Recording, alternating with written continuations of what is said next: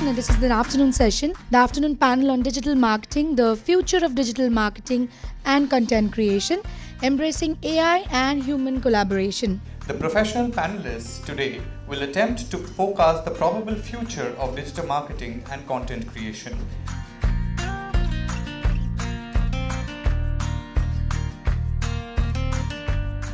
Starting the panel discussion, when I was young, probably their age, there was this constant discussion about internet being a necessary evil. Now we don't talk about it because internet is a part of our lives, right? It's a constant, it's something we can't live without.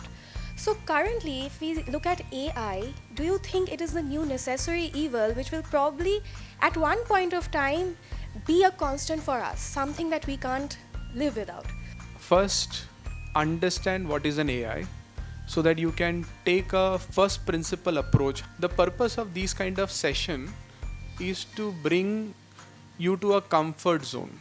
Okay. First of all, when you join a company, if you think your seniors will know everything, that era has gone. So you'll be thrown into the water, you'll have to learn the swimming because even your seniors will not know how to swim in that particular water. So be comfortable, there's nothing right and wrong, okay? So first principle thinking is the only thing that will keep you surviving. So if you take a first principle approach to artificial intelligence, then you will understand what are we talking about. There was an era where there was no data. Then data started getting created. So that was the internet era where data started becoming available for all of us. Now we have so much data available, like in 2003 there was a statistics, the amount of data that is created in a particular year is equivalent to the data created from the dawn of civilization till 2003. Today it is expected that the data will double every 12 hours. So there is so much of data that our brains can't consume it. So how will we consume all of this data which is available in terms of knowledge to wisdom and to action? That's where AI will come into the picture. So is AI going to be a norm? Absolutely. There is no way that you can consume so much of content. Anyway, most of us are dead in terms of consuming content. Because we just consume the content, we neither feel positive emotion, negative emotion. Even if we laugh, it's just a matter of a second and then I've seen it, right? Because there's so much of content available. So in that era of AI is absolutely a mandatory for us to make sense of all of this data that is available, how it will span out, how it will be used, etc. is in the definition phase. But there is no doubt about it is that AI is going to become a norm if it has not already become a norm in various smaller activities. Today we have smaller activities where AI have defined us, but in the probably a year time, 2 year time, like for example, you will just go to a curriculum and say, teach me SEO in Deepika Padukone's voice in a very easy way so I can understand this, and the course will be redesigned for you the way you want it. And then everything can be redefined because the power is available. Now, how do we want to use it? It's certainly going to be a norm in the days to come. And one is we don't need to be afraid of what's going to happen. Just try to do a first principle thinking and see how you can use it. And probably you are 20 years younger to me in terms of experience. But when it comes to AI, you're just 1 year younger to me in experience. When I left my career of 25 years of teaching, people thought I was mad.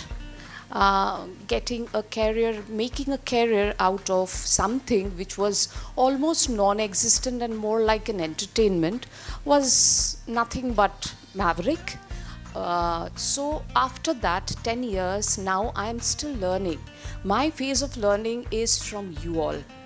As I see content creators, I'm very proud now that there are so many content creators, and AI, if you ask me in Kolkata, India, yes, in some parts they have started using it for reels, for content creation, but internationally, if you ask me, go through them, they're using AI to tell stories in a new way, to redefine things in a new way.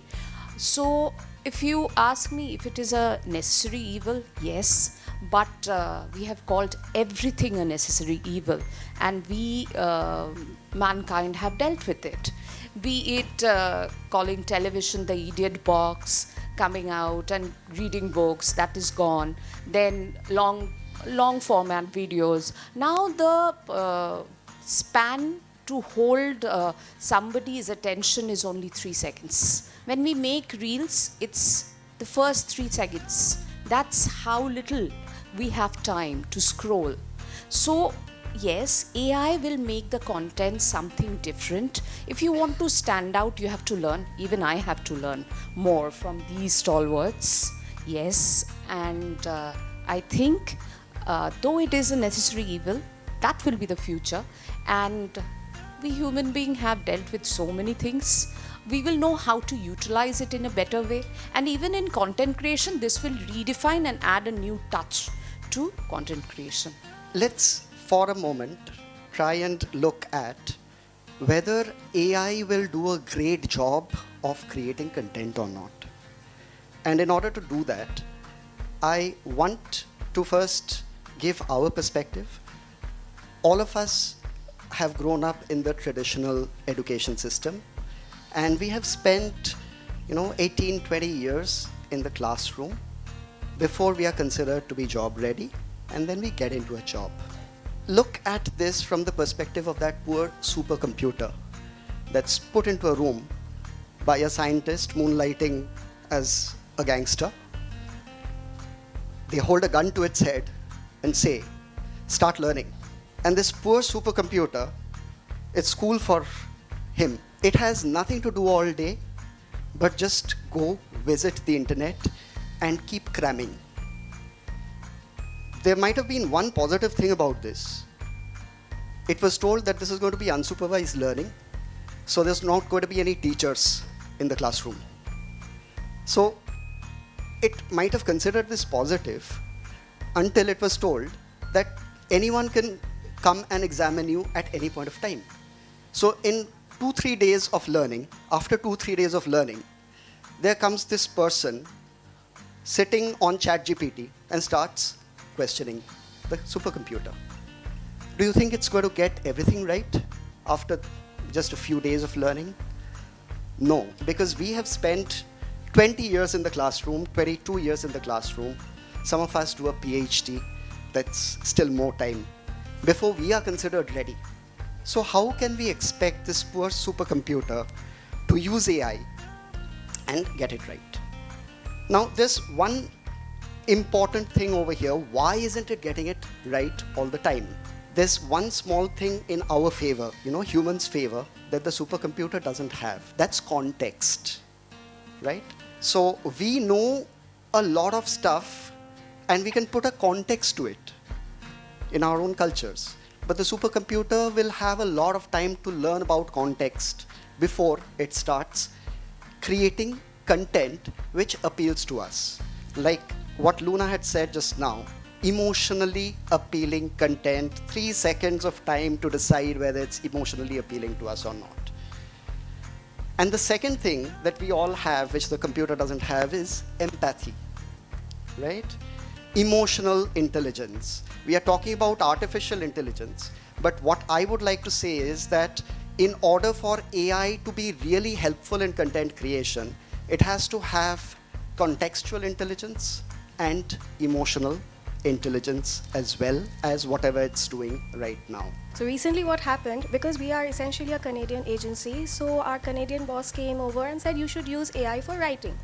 And so I asked my junior copywriter to work on it. And she used ChatGPT, and after some time she came crying to me saying that I can't use this. I wanted to write something on a heart and it gave me information on a horse. So this empathy thing, this understanding thing, this constant, I absolutely agree to what you said, that we've spent years doing this. And how do we expect a machine to do it for us? AI became a revolution because till that point, it was only able to analyze data. It was able to get patterns out of data. This was the first time somebody was trying to, or rather a program was trying to generate an output in form of a text, in form of an image, in form of a video, in form of a conversation. So that's why it was a revolution. And by the way, for all of you who would be interested to know it, any AI or machine learning stuff goes through a huge amount of training through data models. So data sets are fed in that because it needs to, like he was talking about, a supercomputer learning. So what is a learning? What's a learning for a program? So basic programming is all about logic, right? If A, then B, if P, then Q, if this, then that. When it comes to a machine learning, it's more of data recognition and pattern recognition. So that's the core. You first need to know what AI is. Now let's come to the content creation, which is the topic for today. A content needs to be contextual to the audience. So it needs to have an emotional intelligence, it needs to have an empathy, it needs to have an objective, it needs to follow the rules of the channel from where it is disseminated. If you look at it from an overarching umbrella, human beings bring in cognitive intelligence. So if you are, if you have been in the mental space world, one of the challenges people with special needs feel that they do not have a cognitive intelligence. What is a cognitive intelligence? Cognitive intelligence is that if I am actually today in the market and if I have made a purchase, মানে আমি পাউরুটি কিনেছি 15 টাকা দাম পাউরুটিটার, আমার কাছে একটা 20 টাকার নোট আছে, আমার কাছে একটা 100 টাকার নোট আছে, আমি জেনারেলি 100 টাকার নোটটা দেব। কেন? কারণ আমার খুচরো লাগবে। This is called cognitive intelligence. This is behavioral intelligence. এটা কোনো টেক্সট বুক শেখায় না, কারণ টেক্সট বুকস তো তোমাকে শেখাবে 20 টাকা দাও 5 টাকা পেয়ে যাবে, বাট নো, আমি 100 টাকা দেবো কারণ আমার মাথায় আছে যে এরপরে I need more money to spend somewhere. This cognitive intelligence is very difficult to replicate. It's not impossible, by the way, because the people who are working with these AI projects, they are trying to simulate this cognitive model. But till the point that happens, human intervention to a content is very critical because of this cognitive intelligence. This is context.